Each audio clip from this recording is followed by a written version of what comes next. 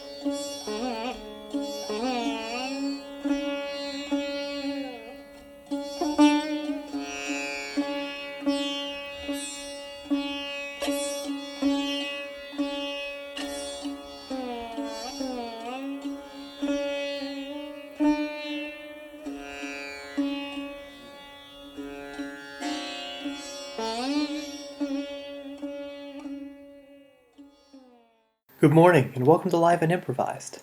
That was the opening portion of Ravi Shankar's Alap in Rag Vibhas from a morning recital he gave in Hollywood on June 12th, 1971.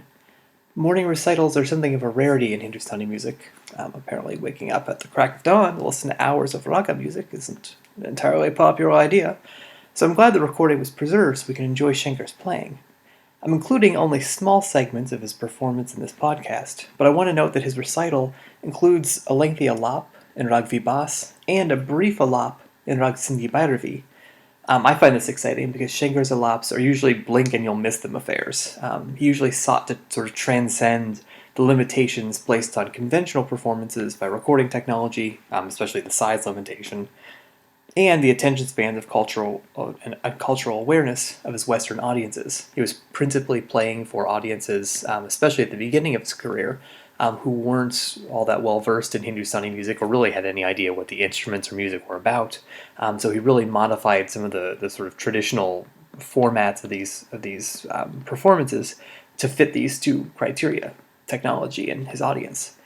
So what this means basically is that when you compare his recordings with some of his contemporaries, sitarists Nikhil Banerjee and Vilayat Khan, or sarodist Ali Akbar Khan, Ravi Shankar really infrequently recorded alaps of any length. So it makes this performance a rare opportunity to hear Shankar fully develop a rag. Next, we'll hear the gats, or composition from that same performance of Rag Vibhas. This portion features the rhythmic complexities that are characteristics of Shankar's style, as well as the metric interplay between him and his longtime accompanist, tabla master Ala Raka.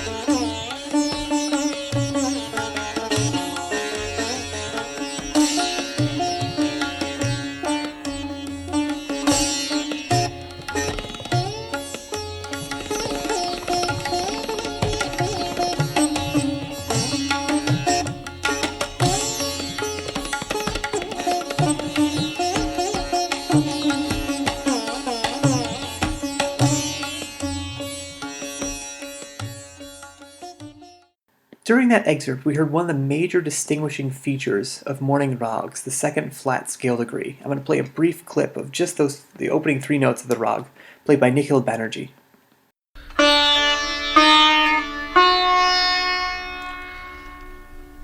That flat second scale degree creates a strong melodic expectation, back down half a step to the tonic da, which musicians can either fulfill or deny to create or relieve metric and melodic tension and musical interest. Here is a brief clip of Nikhil Banerjee describing and demonstrating the melodic traits and the extra musical associations of morning rags in a lecture demonstration broadcast on San Francisco's KPFA on July 24th, 1968. These each notes, 7 notes, they have got different meaning.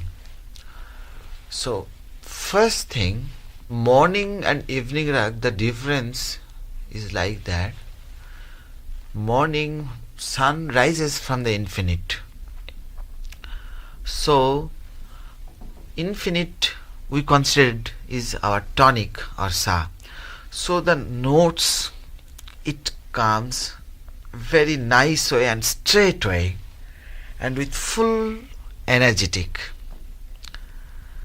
So in the morning raga, the second, third note comes from sa or infinite. It is just like the sun is rising from the infinite with new energy, beginning a new day. So more the sun comes up in the afternoon, so that is full energy and with full vigor. So the same way our notes are used in the morning ragas and in afternoon ragas. Morning is considered as the childhood, afternoon youth, evening old age. Could you demonstrate the difference between those? Yes, now I'll try.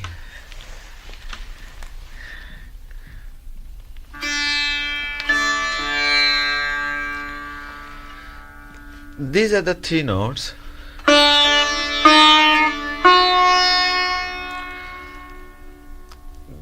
There are scales. In the morning, we have got 5 morning scales and 5 evening scales. So, in one morning scale like Vairo, Tat or scale, these 3 notes are used. So in the morning, these notes are used like this way.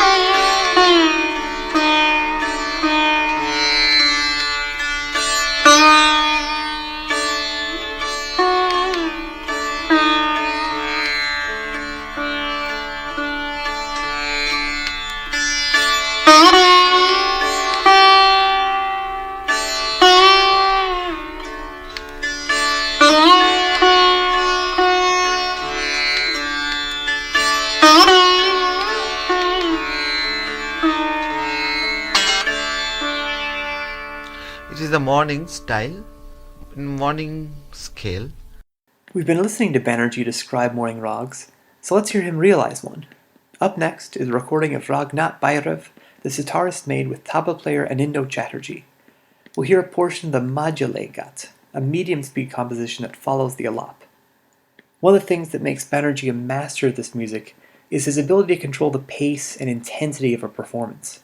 This portion opens with some shorter phrases that breathe, gradually giving way to longer improvisations that increase in density and intensity as they expand upwards at register. Banerjee adds increasingly ornate ornaments, but this ornamentation is not technical frippery or aural fireworks.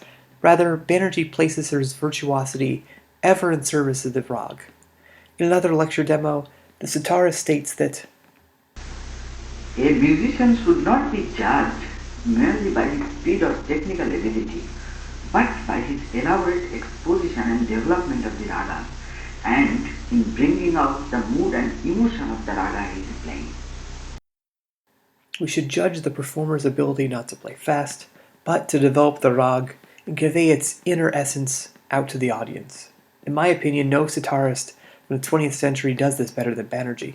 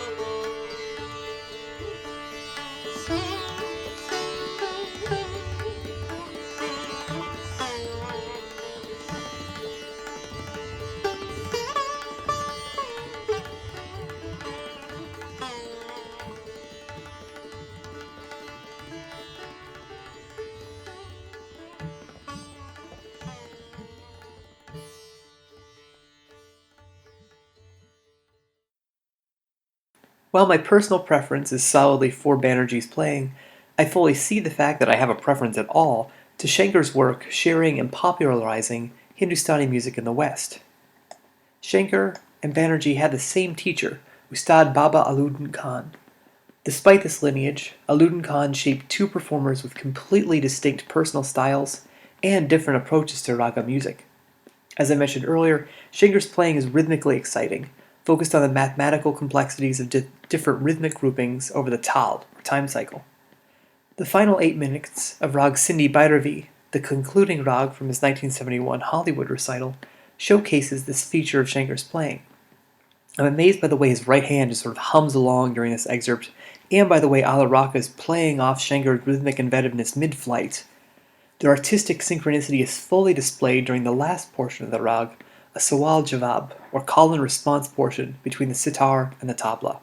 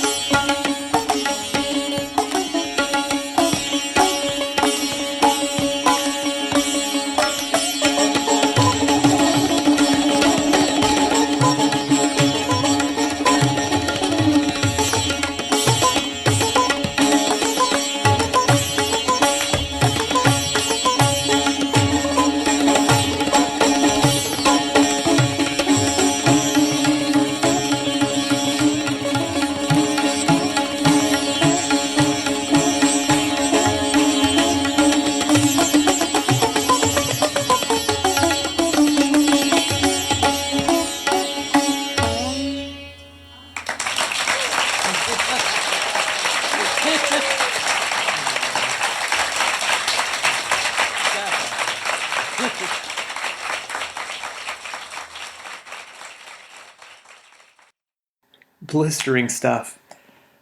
One final note about that Hollywood performance. The recital's non-musical claim to fame is that it planted the seed that grew into the concert for Bangladesh.